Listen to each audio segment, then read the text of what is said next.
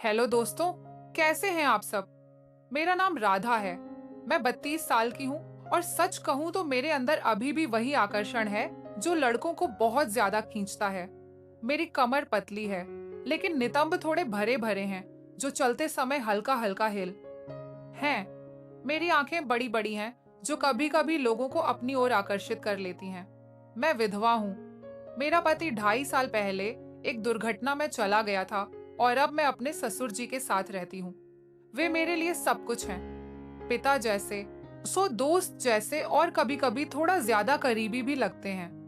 आज मैं आपको अपनी एक कहानी सुनाने जा रही हूँ जो बस यात्रा के दौरान घटी थी। यह घटना उस दिन की है जब मैं और मेरे ससुर जी, जिनका नाम राम प्रसाद है, एक बस में सफर कर रहे थे। हमें गांव से शहर जाना था। एक रिश्तेदारी की शादी में शामिल होने के लिए बस पुरानी सरकारी वाली थी, जिसमें सीटें टूटी फूटी होती हैं और लोग एक दूसरे से सटकर बैठते हैं। सफर काफी लंबा था, लगभग 11 से 13 घंटे का, क्योंकि रास्ता पहाड़ी था और बस धीरे धीरे चलती थी। मैंने नीली रंग की साड़ी पहनी थी जो मेरे शरीर पर बहुत अच्छी लगती है। ससुर जी ने कुर्ता पायजामा पहना था। वे हमेशा ऐसे ही सादे लेकिन मजबूत दिखते हैं। उनकी उम्र करीब 58 साल की होगी, लेकिन शरीर अभी भी कसा हुआ है, जैसे गांव के मेहनती काम से बना हुआ हो। बस स्टैंड पर हम पहुंचे और बस में चढ़ गए। सीटें लगभग भरी हुई थी, लेकिन हमें साइड वाली 2 सीटें मिल गईं, जहां 2 लोग साथ बैठ सकते। मैं खिड़की वाली सीट पर बैठी और ससुर जी मेरे बगल में। बस शुरू हुई और धीरे धीरे रफ्तार पकड़ने लगी। बाहर पहाड़ नजर आ रहे थे, हरे भरे, और हवा ठंडी ठंडी आ रही थी। मैंने ससुर जी से कहा, ससुर जी यह सफर बहुत लंबा है, थकान ना हो जाए। वे मुस्कुराए और बोले, बेटी तू चिंता मत कर, मैं तेरे साथ हूँ। अगर थकान लगे तो मेरे कंधे पर सिर रख लेना। उनकी ये बात सुनकर मुझे थोड़ा अजीब लगा, लेकिन अच्छा भी लगा। बस चलती रही और हम बातें करने लगे। ससुर जी ने पूछा, राधा तू आजकल कैसी है, घर में अकेलापन तो नहीं लगता। मैंने कहा, नहीं ससुर जी, आप है ना तिट, लेकिन कभी कभी रातें बहुत लंबी लगती हैं, नींद नहीं आती। वे बोले, हाँ मुझे भी ऐसा ही लगता है, लेकिन हम साथ हैं, एक दूसरे का सहारा है। अगर कभी कोई जरूरत पड़े तो बता देना, मैं सब संभाल लूंगा। उनकी बातों में गहराई थी, जैसे वे मेरी हर परेशानी दूर करना चाहते हो। मैंने मुस्कुराकर कहा, हाँ ससुर जी, आपका सहारा ही तो मेरे लिए सब कुछ है।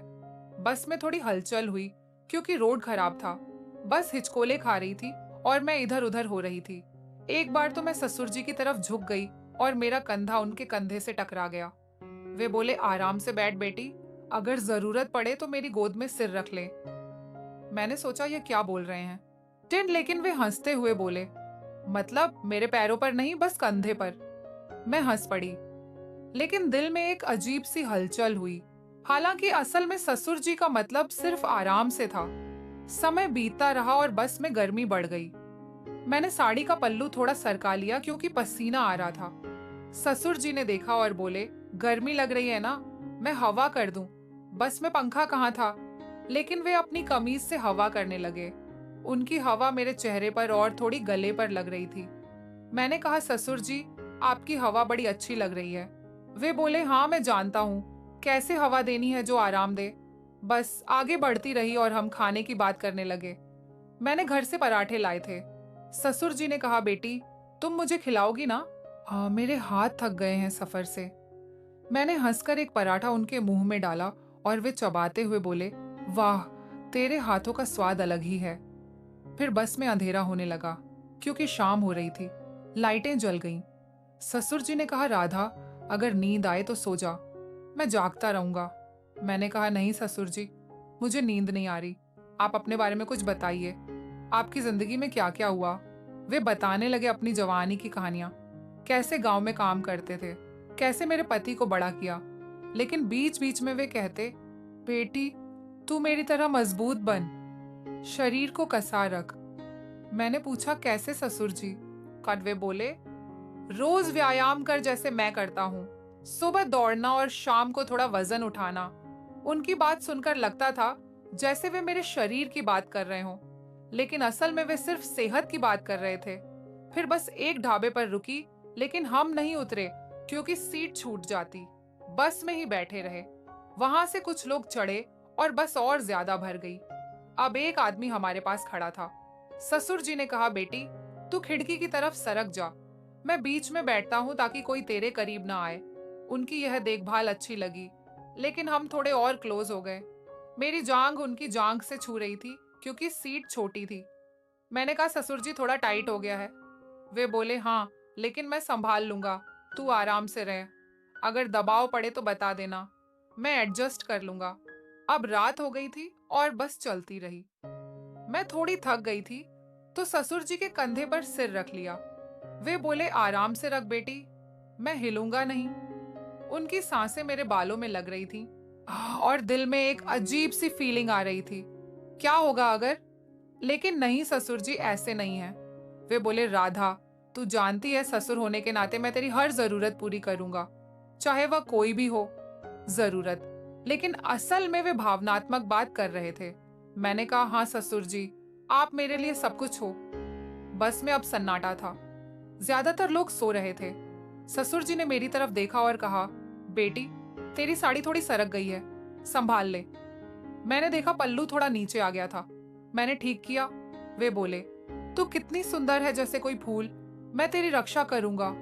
हमेशा सुंदर और अच्छा लगता था। जैसे वे कुछ और कहना चाहते हो, लेकिन नहीं कहा। फिर ससुर जी ने अपनी कहानी जारी रखी। कैसे उनकी शादी हुई, कैसे वे अकेले हो गए। और जब सास जी गुजर गई, वे बोले, अब तू ही मेरा सहारा है और मैं तेरा। हम एक दूसरे को पूरा करते हैं, लेकिन असल में परिवार की इस दुनिया में हम दोनों ही एक दूसरे के सहारे थे। ससुर जी मुझे अपनी बेटी मानते थे और मैं उन्हें पिता। फिर समय बीतता रहा और बस में ठंड लगने लगी। मैंने कहा, ससुर जी ठंड लग रही है। वे बोले, आ मेरे करीब आ जा, मैं गर्मी दूंगा। मैं थोड़ा करीब सरक गई और उनकी बाह मेरे कंधे पर आ गई। वे बोले, ऐसे ही रहे, मैं तेरे शरीर को गर्म रखूंगा। लेकिन असल में वे सिर्फ देखभाल कर रहे थे, जैसे पिता करते हैं। हम बातें करते रहे गांव के रिश्तेदारों की। ससुर जी ने कहा, राधा तू कभी सोचती है दोबारा शादी के बारे में। मैंने कहा, नहीं ससुर जी, आप है ना जो दोबारा शादी नहीं करूंगी, क्योंकि मुझे किसी पर विश्वास नहीं है। आप ही मेरे सब कुछ हो। वे बोले, हाँ लेकिन अगर कोई अच्छा मिले तो मैं खुद करवा दूंगा, लेकिन फिलहाल मैं तेरी हर खुशी का ध्यान रखूंगा। फिर रात गहराती गई और बस एक टर्न पर झटका खा गई। मैं ससुर जी की गोद में गिरने वाली थी, लेकिन उन्होंने वो पकड़ लिया। उनकी बाहें मेरी कमर पर थीं। वे बोले, संभल बेटी। मैंने पकड़ लिया और फिर तुरंत हट गए और बोले, सॉरी अगर गलत लगा। मैंने कहा, नहीं पापा जी, आपका इसे संभालना बहुत अच्छा लगा। हम फिर बातों में लग गए। ससुर जी ने अपनी जवानी की एक कहानी सुनाई। कैसे वे एक लड़की से मिले थे लेकिन शादी नहीं हुई। वे बोले, जिंदगी में कुछ जरूरतें होती हैं जो पूरी नहीं होती, लेकिन अब तू है तो सब ठीक है। फिर मैंने कहा, पापा जी नींद बहुत आ रही है, मैं सो जाऊं क्या। पापा जी ने कहा, हाँ बेटी तू बेफिक्र होकर सो जा, मैं हूं, सब देख लूंगा। फिर मैं सो गई और पापा जी जागते रहे। उनकी इतनी देखभाल मुझे बहुत अच्छी लगी। सुबह होने लगी, बस अभी भी चल रही थी। मैंने कहा, ससुर जी रात अच्छी कटी। वे बोले, हाँ तेरे साथ समय जल्दी बीतता है, तू मेरे लिए स्पेशल है। फिर हम बस में ही नाश्ता करने लगे। ससुर जी ने कहा, बेटी तू मुझे फिर से खिलाती है। मैंने खिलाया और वे बोले, तेरे हाथों में जादू है जो छूते ही अच्छा लगता है। अब बस शहर के करीब पहुंच रही थी। ससुर जी ने कहा, राधा ये सफर यादगार रहा, लेकिन एक बात बताऊं। मैंने कहा, हाँ ससुर जी। वे बोले, मैंने हमेशा सोचा है कि तू मेरी बहू नहीं बल्कि मेरी बेटी जैसी है, लेकिन कभी कभी लगता है जैसे हमारा रिश्ता और गहरा है। लेकिन फिर वे बोले, दरअसल मैं तेरे लिए एक रिश्ता देख रहा हूँ, एक अच्छा लड़का जो तेरी देखभाल करेगा। मैं नहीं चाहता कि तू अकेली रहे। मैंने कहा, नहीं पापा जी, आप हो, मुझे किसी की जरूरत नहीं है, आप ही मेरी सब जरूरतें पूरी कर देते हैं। इतना कहकर मैंने पापा जी को गले लगा लिया। वे बोले, ठीक है, पहले हमें शादी पर जाने दो, फिर देखते हैं। फिर शहर पहुंचते पहुंचते बस रुक गई और हम उतरकर ऑटो लिया। रिश्तेदार का घर पास ही था, लेकिन सफर की थकान अभी भी बदन में थी। ससुर जी ने मेरा सामान उठाया और बोले, बेटी तू आराम से चल, मैं सब संभालता हूँ, शाम को शादी है, तैयार हो जाना। मैंने हामी भरी, लेकिन मन में बस की रात की यादें घूम रही थी। शादी के घर पहुंचकर हमें एक छोटा सा कमरा मिला जिसमें 2 बेड थे। मैंने साड़ी बदलकर नहाने का सोचा। ससुर जी बोले, राधा पहले तू नहा ले, मैं बाहर घूम आता हूँ, लेकिन अगर पानी गर्म ना हो तो बता देना, मैं गीजर चेक कर लूंगा। उनकी यह देखभाल हमेशा की तरह थी, लेकिन आज कुछ अलग लग रही थी। नहाते वक्त मैंने सोचा, क्या ससुर जी सच में सिर्फ पिता जैसे हैं या दिल में कुछ और है?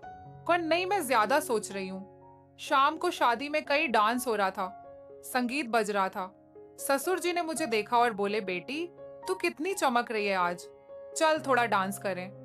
मैं हंस पड़ी और उनके साथ थोड़ा नाची। भीड़ में हमारा हाथ छू गया। वे बोले, आराम से, मैं पकड़ लूंगा तुझे। रात देर तक शादी चली और वापस कमरे में आकर मैं थककर बेड पर गिर गई। ससुर जी ने कहा, राधा अगर ठंड लगे तो मेरे बेड पर आ जाना। मैंने मुस्कुराकर कहा, ससुर जी आप सो जाइए, कल वापसी का सफर है। लेकिन सोते वक्त उनकी आंखों में एक अजीब सी चमक थी, जैसे कुछ अनकहा हो। फिर हम सो गए। लेकिन रात के करीब 2 बजे, जब दोस्तों ये कहानी आगे जारी रहेगी, अगले भाग में क्या क्या होगा ये सब आपको अगले भाग में पता चलेगा। तो बने रहिएगा हमारे साथ।